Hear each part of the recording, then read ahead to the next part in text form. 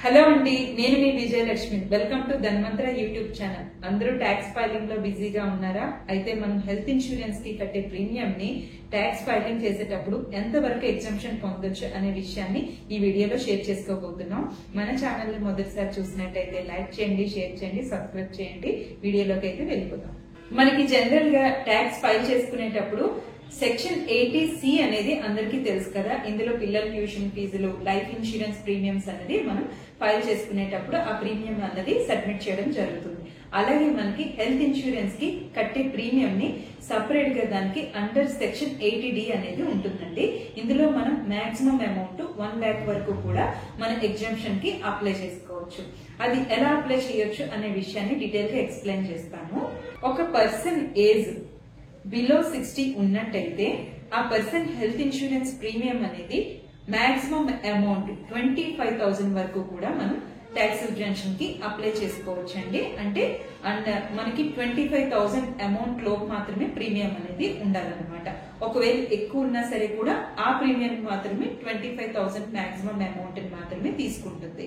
అలాగే మనకి ఆ పర్సన్ ఏజ్ అబోవ్ 60 అయినట్టు అనుకోండి, అది ఇండివిజువల్ అవ్వచ్చు, ఫ్లోటర్ అవ్వచ్చు, ఎలా తీసుకున్నా సరే కూడా మనకి ప్రీమియం అనేది అబోవ్ 60 అయింది ఆ పర్సన్ ఏజ్ అయితే మనం 50,000 వరకు కూడా అప్లై చేసుకోవచ్చు. ట్యాక్స్ ఎగ్జంప్షన్ లోని మనం ప్రీమియం ఎలా కన్సిడర్ చేస్తారంటే ఏజ్ బట్టి ఉంటుందన్నమాట. మనం ఒకటే గుర్తుపెట్టుకోవాలి, బిలో 60 అయితే మనకి 25,000, అబోవ్ 60 అయితే మనకి 50,000. మరొకటి కూడా ట్యాక్స్ ఎగ్జంప్షన్ లో అప్లై చేసుకోవచ్చండి. అది ఎలా అంటే మన పేరెంట్స్ కి మనమే ప్రీమియం పే చేసినట్టయితే, అంటే డిపెండింగ్ పేరెంట్స్ కింద మనం ప్రపోజల్ గా ఉండి ఇన్సూర్డ్ పర్సన్స్ పేరెంట్స్ ఉండి వాళ్ళ ప్రీమియం ఈ పర్సన్ పే చేసినట్టయితే వీళ్ళ ఓన్ ఫ్యామిలీకి కట్టే ప్రీమియం తో పాటు పేరెంట్స్ బిలో 60 ఉన్నట్టయితే వాళ్ళకి 25,000, అబోవ్ 60 ఉన్నట్టయితే 50,000.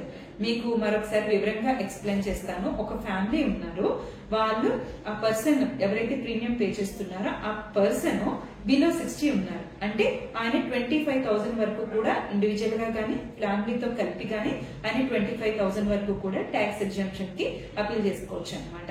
అలాగే ఆయన పేరెంట్స్ కూడా ఆయన ప్రీమియం కడుతున్నారు, ఎందుకంటే డిపెండింగ్ పేరెంట్స్ కింద ఉన్నారు కాబట్టి. అప్పుడు ఆయన ప్రపోజల్ గా పెట్టి ఇన్సూర్డ్ పర్సన్ కింద పేరెంట్స్ ని మనం పాలసీ తీసుకోవడం జరుగుతుంది అనమాట. అలాంటప్పుడు మనకి వాళ్ళు బిలో 60 ఉన్నట్టయితే 25,000 వాళ్ళకి మనం సబ్మిట్ చేయొచ్చు, అబోవ్ 60 అయితే 50,000.